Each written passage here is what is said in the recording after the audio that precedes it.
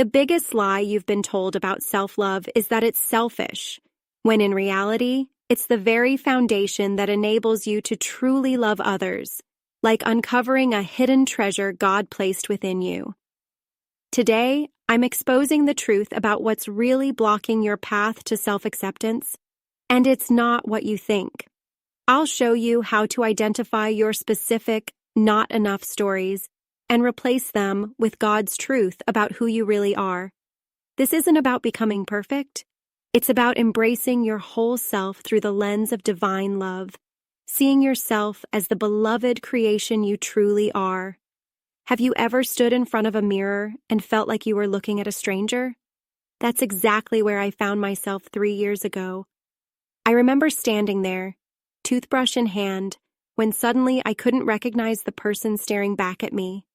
Not physically, I knew my own face, but something deeper felt disconnected, like I'd lost touch with who I really was. For years, I'd been living with this constant feeling of inadequacy that shadowed every area of my life. This feeling followed me everywhere, into meetings where I'd hesitate to share ideas, into relationships where I'd apologize for simply existing, even into my prayer time, where I'd approach God feeling like a perpetual disappointment. I didn't realize how bad it had gotten until one particular morning. I was getting ready for an important presentation, and as I adjusted my suit, the familiar mental assault began. "You're going to mess this up. They'll see right through you. Remember last time when you stumbled over that question?" I caught myself mid-sentence and froze. It hit me like a ton of bricks. I would never speak to someone I loved the way I was speaking to myself.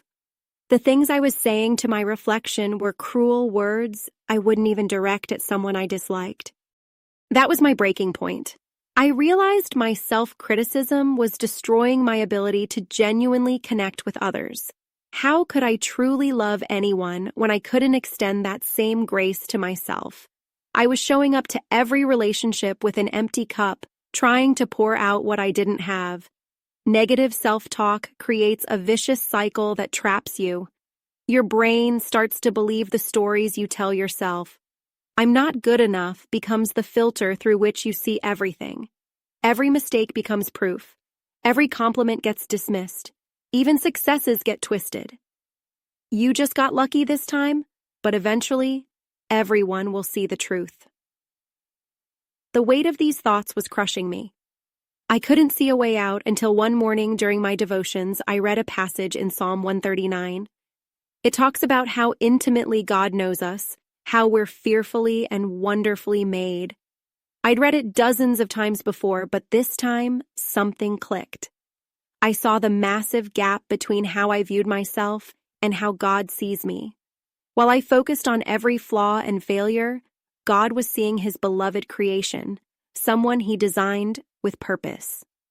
That's when I first understood what I now call divine vision, seeing yourself through God's eyes rather than your own critical lens.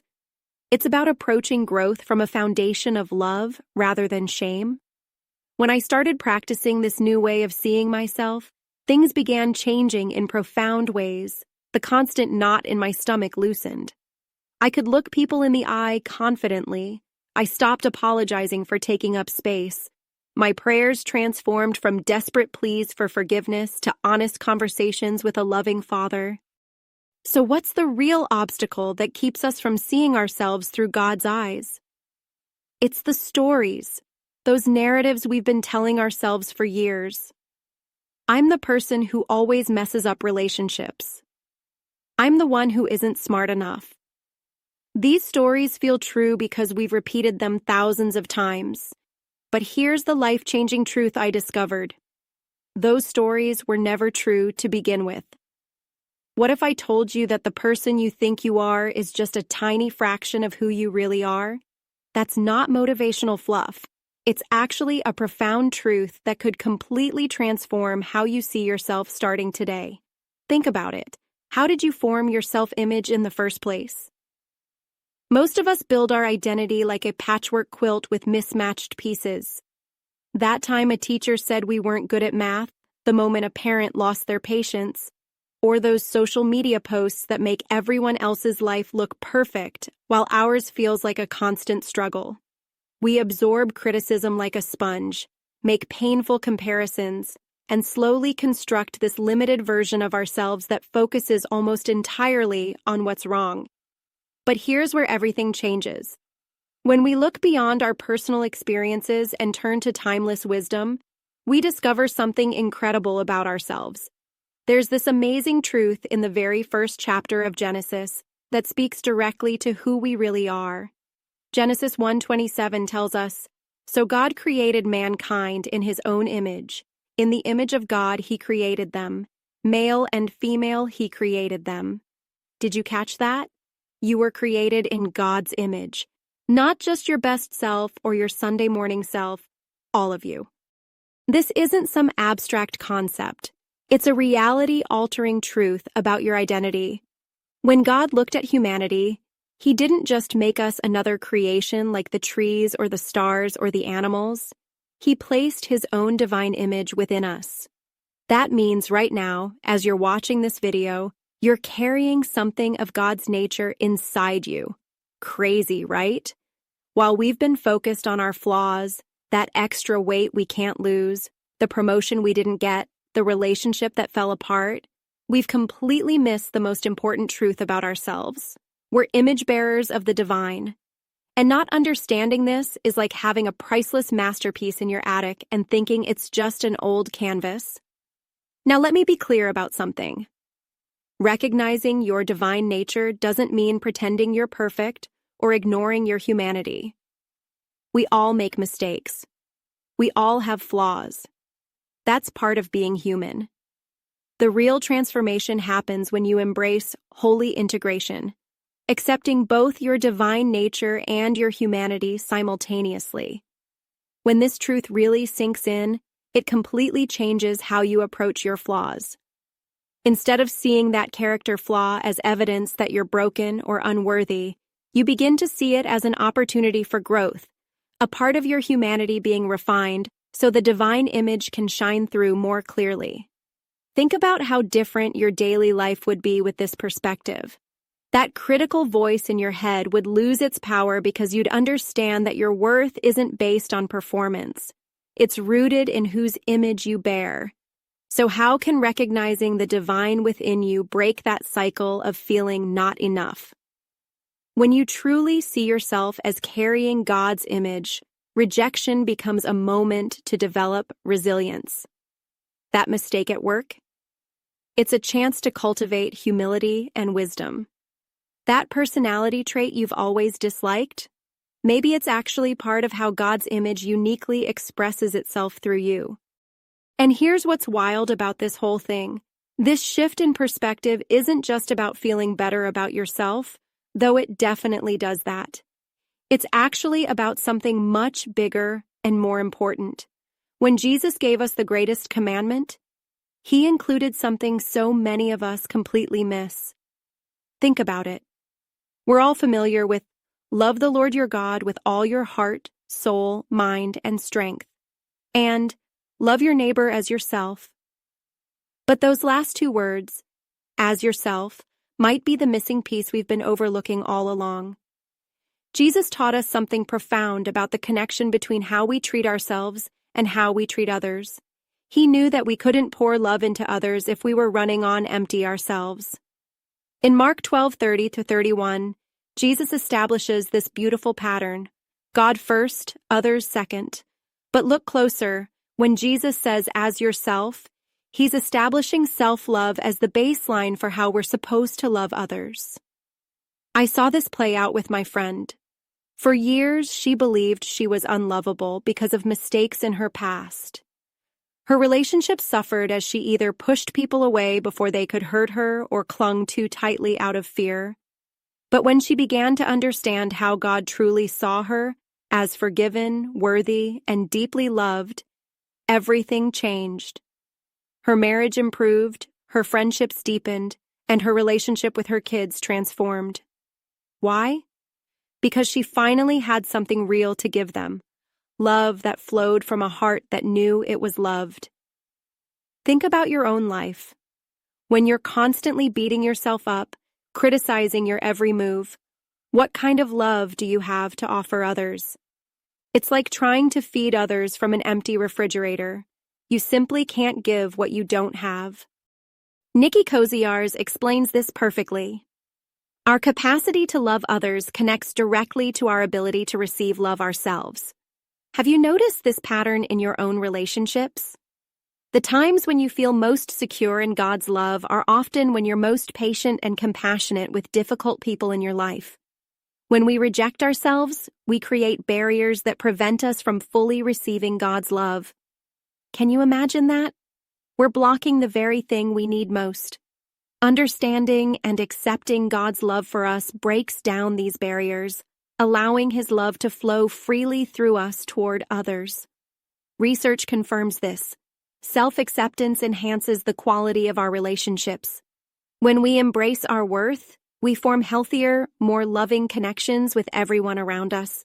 This is why filling our minds with scripture that affirms God's love is crucial. These truths change how we view ourselves and how we treat others. It's like putting on glasses that let you see clearly for the first time. So here's the revelation. Loving yourself isn't selfish. It's a spiritual responsibility. When Jesus said, "as yourself," He elevated self-love from optional to essential for fulfilling His command. The truth is, you'll never love your neighbor better than you love yourself. Your capacity to give is limited by your willingness to receive. And that starts with accepting the incredible love that God has for you. Not because you've earned it, but simply because you are His. That incredible love of God often gets blocked by the most persistent obstacle, the negative stories we tell ourselves daily. Here's something that might surprise you. Neuroscience research shows that your brain can actually be rewired to receive love better, and it starts with a practice so simple you might dismiss it at first. But those who've tried this mirror moment technique often say the same thing. I never knew I could feel this worthy. What if I told you that by tonight, you could begin transforming how you see yourself with one simple practice? I call it the mirror moment practice. And while it might seem too basic, it's actually backed by both science and scripture. When you first try this, expect to feel uncomfortable. That's actually a good sign. It means you're beginning to challenge those old negative stories that have been running on repeat in your mind. Let me walk you through the 3 steps of this practice. First, look in the mirror with intention. Picture this. You've just brushed your teeth before bed, and instead of quickly glancing away, you pause and really see yourself. Make eye contact with your reflection and take a deep breath. This moment of connection with yourself creates the foundation for everything else. Second, speak truth over yourself from Scripture. This is where transformation begins. Replace your usual inner critic with God's perspective. Imagine standing there in your pajamas, looking yourself in the eyes and saying, "I praise you because I am fearfully and wonderfully made," from Psalm 139:14. One of my clients started doing this while getting ready for work, and she says those few seconds completely changed how she walked into her office. Third, ask to see yourself as God sees you. This is like adjusting your vision to a higher perspective. Like Sarah, who practiced this while waiting at stoplights by glancing in her rearview mirror and whispering, "God, show me what you see." The stillness in these moments opens space for new understanding. Your brain is amazing. When you repeat these positive truths, you're literally creating new neural pathways. Think of it like turning a dirt path into a paved road through repetition. The more you travel this route of self-compassion, the easier it becomes to access those loving thoughts. To identify your specific not enough stories, notice what automatic thoughts pop up when you see your reflection. Do you focus on flaws? Hear phrases like, "You're not smart enough"? Write these down. Seeing them on paper helps expose them as stories, not facts. Then find scriptures that directly counter those specific lies. Struggling with feeling unlovable? Romans 8:38-39 reminds us nothing separates us from God's love. Battling shame? Remember 2 Corinthians 5:17 about being a new creation. Make this practice stick by connecting it to something you already do daily. Keep scriptures on sticky notes on your bathroom mirror. Start with just 30 seconds if that's all you can manage. Remember, consistency matters more than duration. Extend this practice throughout your day. When you catch your reflection in a store window, use that moment to remember a truth about yourself. When criticism creeps in during a tough meeting, imagine God's perspective instead. The real transformation comes when you shift from trying to earn love to simply receiving it. This isn't about forcing yourself to feel worthy. It's about acknowledging the worth God already says you have. Friends, when you embrace that divine spark within yourself, you're creating ripples that transform everything around you. Self-love isn't just a feel-good concept. It's the pathway to our greatest success, dissolving mental health challenges and body image issues we've all faced. As you practice loving yourself, you naturally become more mindful in everything you do. You set higher standards for the love you deserve, and that same love multiplies and returns to you. Starting now, look in the mirror and see what God sees. The world needs the authentic you, fully loved and fully loving. Remember, loving yourself isn't selfish. It's sacred nourishment for your soul, the most powerful gift you can offer yourself and everyone around you. Stay blessed, friends.